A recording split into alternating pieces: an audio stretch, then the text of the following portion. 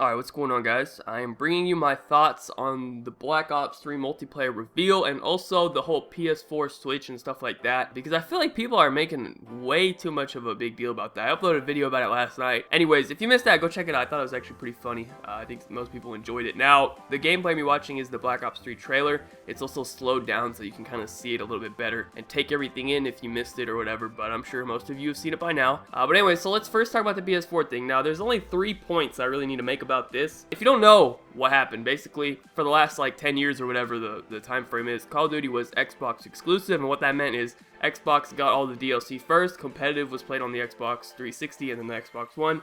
They just had, their whole deal with Microsoft and did their thing. Now it has switched. Sony has taken that deal starting in Black Ops 3. PS4 will get all the DLC before Xbox One, and also competitive seems to be switching to PS4 for Black Ops 3. I mean, I don't know if it's actually been officially announced, but it's basically officially announced. All the top pros and stuff have basically pretty much said it. How does this affect me, and how does this affect you? For me, personally, it doesn't affect me one bit. I don't understand people freaking out about this. It's really not a big deal if you really think about it. I had at least 100 people tweet me asking me if I was mad. Like, well, I don't have anything to be upset about because I don't buy DLC. When was the last time I bought a DLC? Black Ops 2? Early Black Ops 2. So it's been, almost 3 years, 2 to 3 years since I've bought a DLC map pack. Like, I don't buy DLC, so whether DLC comes out a month early or a month late for me, I don't fucking care because I don't buy it. Like, I mean, let's all be honest for a second here. Aside from, like, maybe the zombies maps, if you're a zombies player, the DLC maps are never going to be better than the maps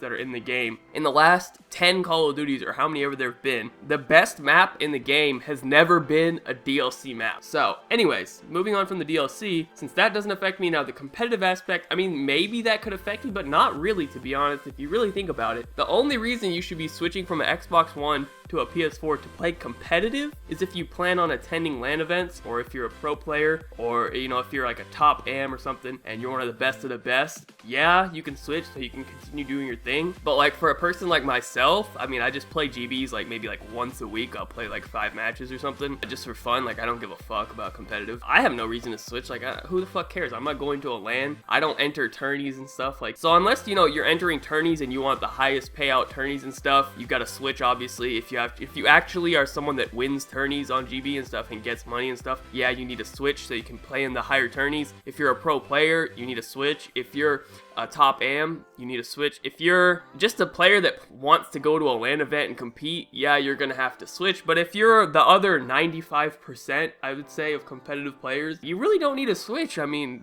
there's no reason to. For me, I mean, that doesn't affect me either. So the last part though, this does affect me, and this kind of annoys me, but I mean, I really can't justify it, to be honest. So the PS4 will be getting the Black Ops 3 beta before the Xbox One. I don't know how much before, I would assume like a month or something. So that's kind of annoying, but I really couldn't justify buying like a $300 or $400 console just to play it for, a week and play a beta. I guess I'll just wait for the beta. I'm a little salty about that, but other than that, I mean, this shit doesn't affect me at all, and it probably doesn't affect most of you. So last, let's talk about Black Ops 3 now. First of all, the game itself, it looks cool. The movement, I was a little concerned about it. Now, after seeing it, it's definitely not as bad as AW, that's for sure. It's in between Black Ops 2 and AW. I guess it's alright. It doesn't look too bad. The wall running, I mean, I don't know how I feel about that. I have to do it for myself. It seems like you can do it a lot more than they said you could. Like, the way they kind of said it at first was that you could only do it on one specific point in the map, whereas from all the gameplay I'm seeing you can do it at least like 10 spots on every map. So I don't know how that's gonna be. Maybe it'll be annoying, maybe it won't be. But I feel like it'll be easy to kill people who are running on walls, so won't really be a big deal. Now, Pamaj, he actually played the game and uploaded or whatever, he said it felt just like Black Ops 2, so that is obviously a good thing in my book. I would love for it to play just like Black Ops 2.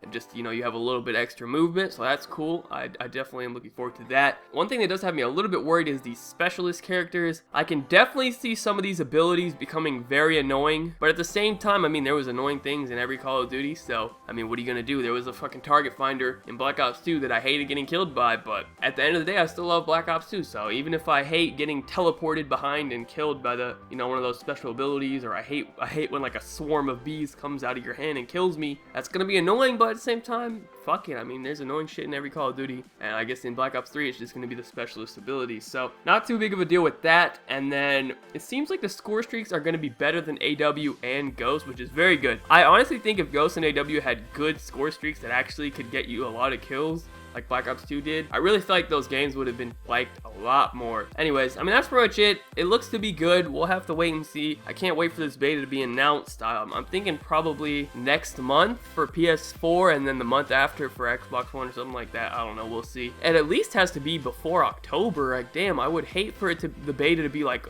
2 weeks before the game or something, so I think the beta will probably be in like September maybe at the latest, so I don't know, we'll see what happens. But anyways, thank you guys so much for watching. Be sure to leave a like rating if you enjoyed. Subscribe if you're not already. Follow me on Twitter, links in the description down below. Other than that, have a good day and peace out. You got a secret, like you victorious. I'm back on a Tuesday and fucking feels glorious. I'm on the backbeat, sipping in the backseat, listening to NSYNC. No, not Backstreet.